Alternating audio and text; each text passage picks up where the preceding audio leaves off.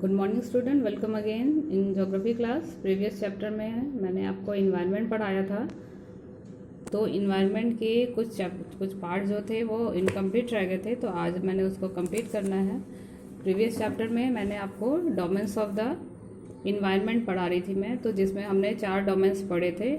Natural environment के 4 domains पढ़े थे। लिथोस्फेयर पढ़ा था, हाइड्रोस्फेयर, एटमोस्फेयर एंड बायोस्फेयर पढ़ा था। और इसके जो थे नोट्स जो थे आपने नोट करने थे, तो मैं इसके नोट्स जो है आपको दिखाती हूँ।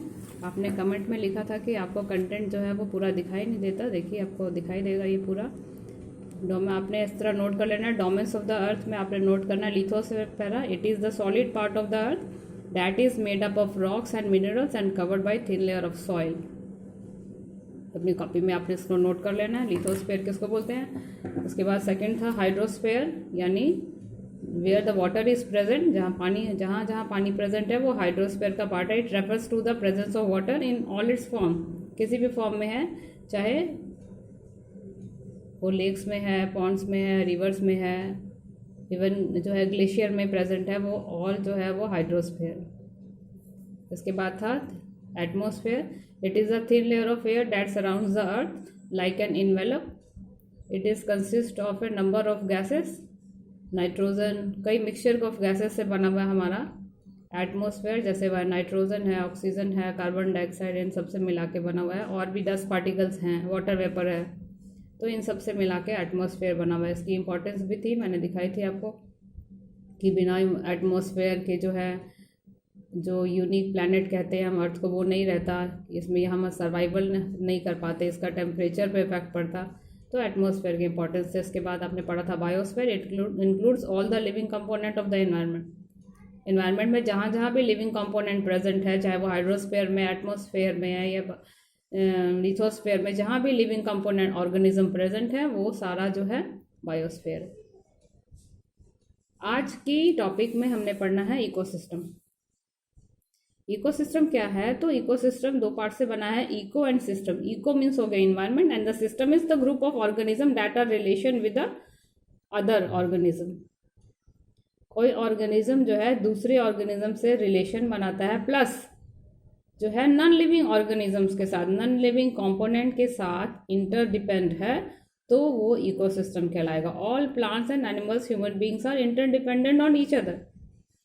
हम सभी ह्यूमन बीइंग, सारे एनिमल्स, सारे प्लांट जो हैं एक दूसरे पे इंटरडिपेंड करते हैं। कैसे? जैसे प्लांट की ग्रोथ करने के लिए आपको क्या चीज़ का चाहिए? प्लांट जो है एक बायोटिक कंपोनेंट है, और उसको जो है ग्रोथ करने के लिए, सरवाइव करने के लिए सनलाइट की ज़रूरत होती है, एयर की ज़रूरत होती है, वाटर की प्रेजेंस में, सॉइल की प्रेजेंस में ग्रोथ करता है। तो ये these are the abiotic component. तो बायोटिक कंपोनेंट जो है इंटरडिपेंड विद ए बायोटिक, तो आपस में दोनों का इंटर रिलेशन। एनिमल्स जो है वो डायरेक्टली या इनडायरेक्टली प्लांट्स पे डिपेंड करते हैं, उनका फूड का सोर्स प्लांट्स है, डायरेक्टली या इनडायरेक्टली। ह्यूमन बींग्स भी डायरेक्टली जो है वो प्लांट्स पे डिपेंड करते हैं। तो ये हो गया inter relation of the all these living organism with each other. सारे लिविंग ऑर्गेनिज्म का inter relation plus with the non living organisms के साथ। तो आपने इसकी डेफिनेशन को इस तरह अपनी कॉपी में नोट करना है, देख लीजिए। इकोसिस्टम है ये। इकोसिस्टम एन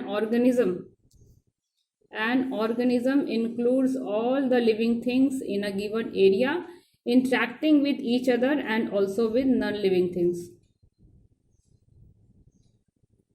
सारे इकोसिस्टम उसको बोलेंगे में क्या इंक्लूड है? सारे लिविंग थिंग्स, जितने भी लिविंग ऑर्गेनिज्म हैं किसी एक पर्टिकुलर एरिया में, वो आपस में इंटर रिलेशन बनाते हैं, इंटरेक्ट करते हैं एक दूसरे के साथ, और साथ ही साथ इंटरेक्ट करते हुए वो नॉन लिविंग ऑर्गेनिज्म के साथ भी इंटरेक्ट करते हैं।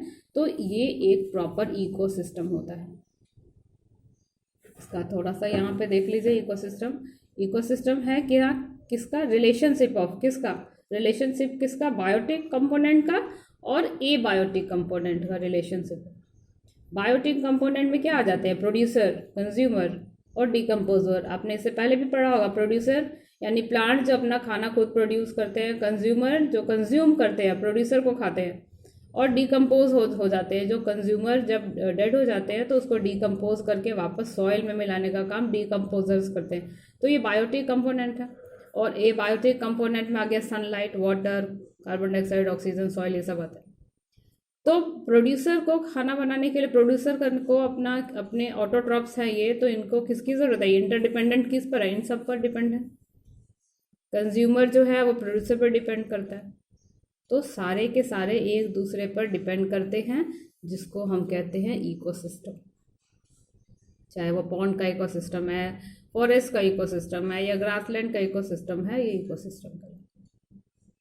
तो अब तक मैंने आपको पढ़ाया था जो दो कंपोनेंट हमने पढ़े थे, नेचुरल इन्वायरमेंट और पढ़ा था हमने मैन मेड इन्वायरमेंट। तो हमने नेचुरल इन्वायरमेंट हमारा कंप्लीट हो गया। अब हम पढ़ेंगे मैन मेड इन्वायरमेंट, यानी ह्यूमन इन्वायरमेंट, ह्यूमन के द्वारा बनाया हुआ इन्वायरमेंट। तो ह्यूमन इन्वायरमेंट में क्या पढ़ेंगे हम? All things created by human beings are includes in human environment.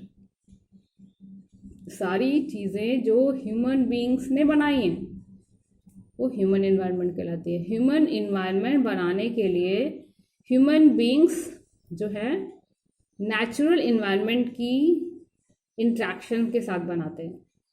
Human beings interact with the natural environment and modify it according to their need. Human environment natural environment का use करके अपने need के according changes ले आते हैं, modification करते हैं और मैन मेड इन्वायरमेंट यानी ह्यूमन मेड इन्वायरमेंट बना लेते हैं।